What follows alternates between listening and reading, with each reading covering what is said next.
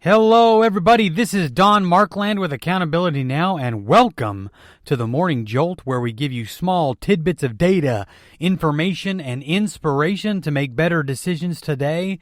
It's a tactical podcast about making today better today.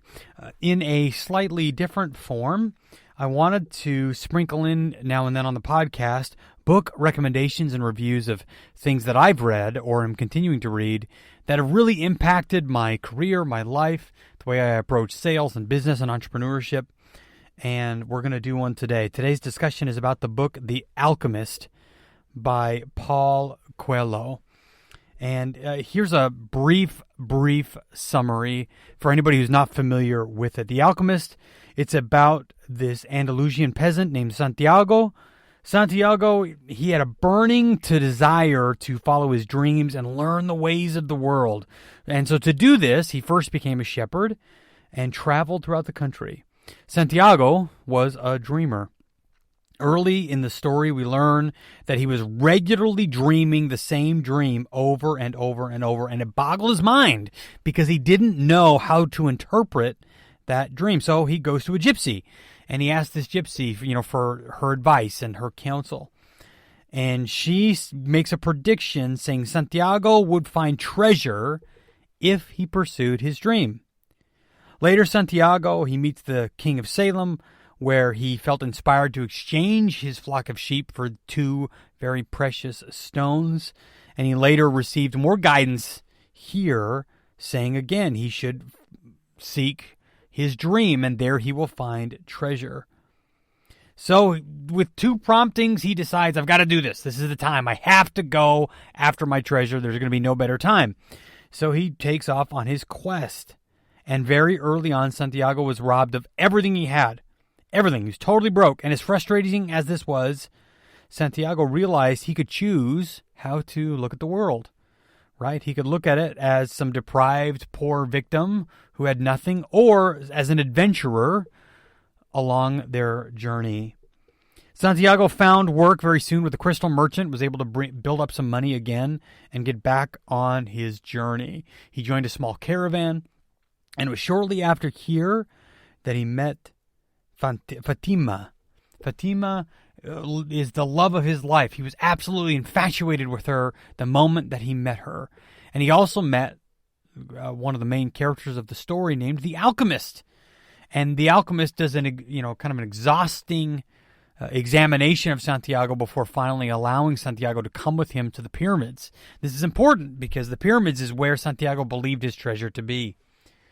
And right before they're about to set off for their final trek, Santiago really wrestles. Should he go after his treasure in the pyramids, or should he stay with Fatima, who he loves dearly? And eventually he decides to go after his treasure because he knew that was the most important thing to him. The Alchemist and Santiago, they had a really difficult time as they traveled through the desert. It was really a struggle. Once again, they were robbed and they lost everything. Warlords took all of their fortune. But the Alchemist, being who he was, used his special gift of turning lead into gold to get Santiago a footing again, get him some money again, so he had a small fortune. Soon, they depart, and Santiago is at the pyramids alone. Here he is. He's about to get his treasure. And right when he's here, he's digging a hole looking for it.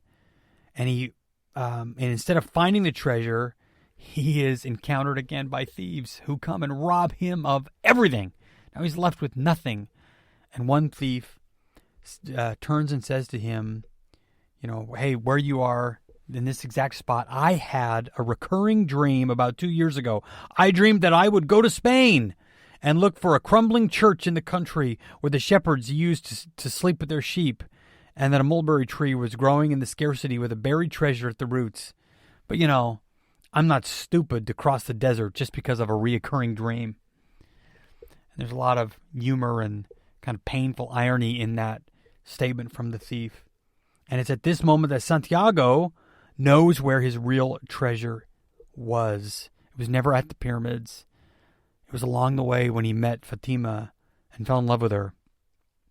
And so he picks himself up, gathers his things, and heads back to find his true treasure, the love of his life.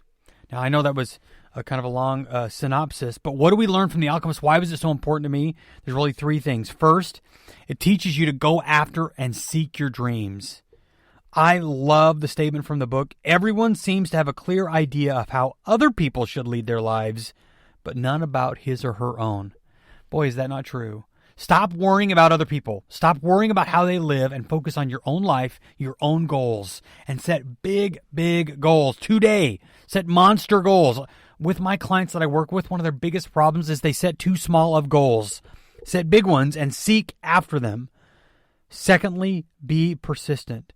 Don't stop until you get what you're looking for. One of my favorite quotes from the book is this one. There is only one thing that makes a dream impossible to achieve. That's fear of failure. I can't tell you how many clients of mine stopped their progressing, stopped going after what they wanted because of fear of rejection or fear of failure.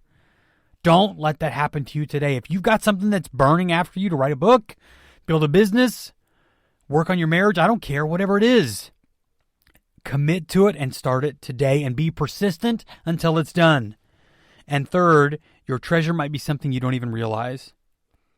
We read in the book, the famous line has been used in a lot of other books like Scripture. Remember that wherever your heart is, there you will find your treasure. And put it another way, what you're focusing on, the best of yourself, that's what you will love. So what are you focusing on? Where are you putting your heart? Are you all in your career? Are you struggling because you think your job stinks or your boss stinks? Well, are you really committed? Because if you were, you'd love it. Your heart would be there. Are you struggling in your marriage? Are you struggling at home? Is that because you're really fully committed there?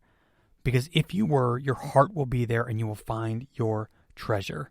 This book is a fantastic book. It's been impactful in my life and I read it often, and I encourage you to do the same. And above all, seek your dreams, set big goals, be persistent, and go all in with your commitment, and you'll see enormous changes in your life. If you want more content, you can subscribe to this podcast, like it on Apple or Spotify. Second, you can follow me on Forbes or on Twitter at Don Markland or Instagram, executivecoach.don. You can go to my website, accountabilitynow.net. And as always, my company, the greatest digital marketing agency in the world, 411 Locals. And folks, this is your Morning Jolt.